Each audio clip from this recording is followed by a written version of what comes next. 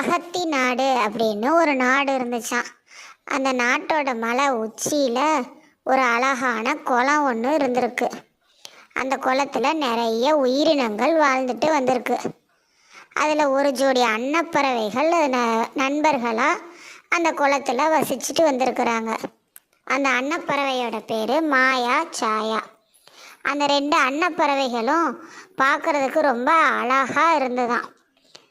ரெண்டு அன்னப்பறவையும் எப்பயுமே ஜோடியாக தான் எங்கேயுமே போயிட்டு வருமா. ஒரு தடவை கூட பிரிஞ்சு போனதே கிடையாது. இந்த ரெண்டு பறவைகளோட நட்பை பார்த்துட்டு மற்ற பறவைகள்லாம் பொறாமப்படுமா. அந்த மலையோட அடிவாரத்தில் ஒரு அரசர் ஆட்சி செஞ்சுட்டு வந்திருக்கிறாரு. ஒரு தடவை அந்த அரசர் மலை உச்சியில் இருக்கிற அந்த குளத்துக்கு போயிருக்கிறாரு. அங்கே போனப்ப அந்த ரெண்டு பறவைகளான மாயா, சாயா ரெண்டையும் பார்த்துருக்கிறாரு. அந்த பறவைகள் ரொம்ப அழகா இருக்கிறத பார்த்தோன்னே அரசருக்கு ரொம்ப பிடிச்சி போயிடுச்சான். இந்த பறவைகளை எடுத்துட்டு வந்து நம்ம அரச தோட்டத்தில் வச்சு வளர்த்தலாம், அப்போதான் அது ரொம்ப நல்லா இருக்கும் அப்படின்னு அரசர் நினைச்சாராம். அவர் நினச்சிட்டு அப்படியே தன்னோட நாட்டுக்கு திரும்பி வந்து தன்னோட மந்திரிகள் எல்லாத்தையும் அழைச்சிட்டு தன்னோட விருப்பத்தை சொல்லியிருக்கிறாரு. மந்திரிகளே, நான் மலை உச்சிக்கு போனப்போ அங்கே ஒரு ஜோடி அன்னப்பறவைகளை பார்த்தேன். அந்த பறவைகள் பார்க்குறதுக்கு ரொம்ப அழகாக இருந்தது. அதை நம்ம தோட்டத்துக்கு கொண்டு வர்றதுக்கு நான் ரொம்ப ஆர்வமாக இருக்கிறேன். அதை நீங்கள் எப்படியாவது இங்கே கொண்டுட்டு வர்றதுக்கு ஏற்பாடு செய்யுங்க அப்படின்னு அரசர் ஆணையிட்டிருக்கிறாரு. அதை கேட்டவுடனே மந்திரிகளும் உடனே மற்ற அமைச்சர்கள் எல்லாரையும் அழைச்சிட்டு ஒரு ஆலோசனை கூட்டம் நடத்தினாங்களாம். அதன்படி என்ன பண்ணியிருக்கிறாங்க அப்படின்னா ஒரு நல்ல ஒரு வேட்டைக்காரரை அழைச்சிட்டு வந்திருக்கிறாங்க. அவர் தான் அந்த பறவைகளை வந்து பிடிக்கிறதுக்கு சரியானவர் அப்படின்னு முடிவு பண்ணி அந்த வேட்டைக்காரரை அழைச்சி அரசரோட விருப்பத்தை சொல்லியிருக்கிறாங்க.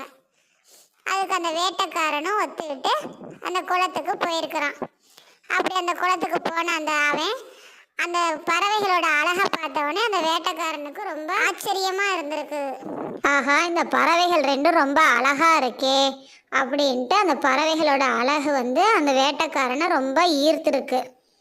சரி, என்ன பண்ணுறது, அரசரோட ஆணை ஆயிடுச்சு, நம்ம இந்த பறவைகளை பிடிச்சிட்டு போய்த்தானே ஆகணும் அப்படின்ட்டு அவன் பறவைகளை பிடிக்கிறதுக்காக பொறிகள் வச்சு பிடிக்கலாம் அப்படின்ட்டு முடிவு பண்ணியிருக்கிறான்.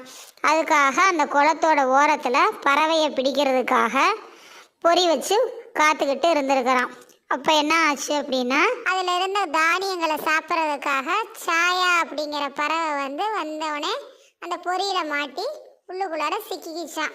இதை பார்த்தவொடனே என்ன ஆயிடுச்சு அப்படின்னா, அந்த மாயாங்கிற பறவை உடனே சத்தம் போட ஆரம்பிச்சிருக்குது. மாயா சத்தம் போடுறத கேட்டவுடனே வேட்டைக்காரன் அந்த இடத்துக்கு வர்றான். பொரியில பார்த்தா சாயா பறவை சிக்கி இருக்குது.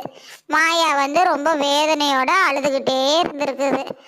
அழுதுட்டு இருந்த மாயா வந்து என்ன பண்ணியிருக்கு அப்படின்னா, அதுக்கு வந்து அந்த சாயா பறவை வந்து ஆறுதல் சொல்லிச்சான். நான் மட்டும்தானே பொரியில் சிக்கியிருக்கிறேன், நீ தப்பிச்சு போயிரு.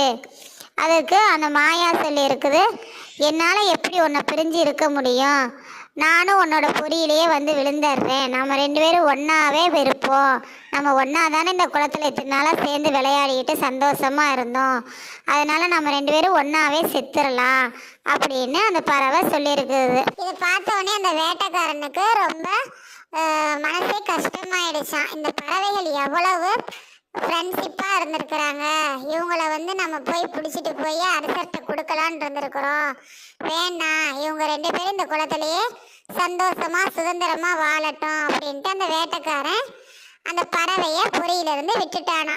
அந்த ரெண்டு பறவைகளும் அந்த வேட்டைக்காரனுக்கு நன்றி சொல்லிட்டு வேகமாக குளத்தில் ஆழத்தில் நீந்தி சென்று போய் சந்தோஷமாக இருந்திருக்கிறாங்க.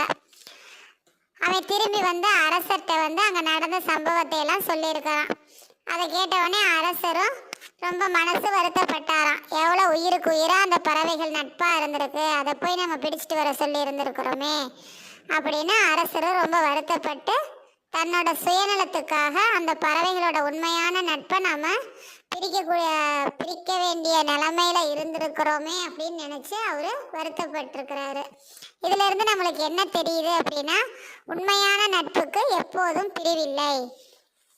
மீண்டும் ஒரு நல்ல கதையுடன் சந்திப்போம்.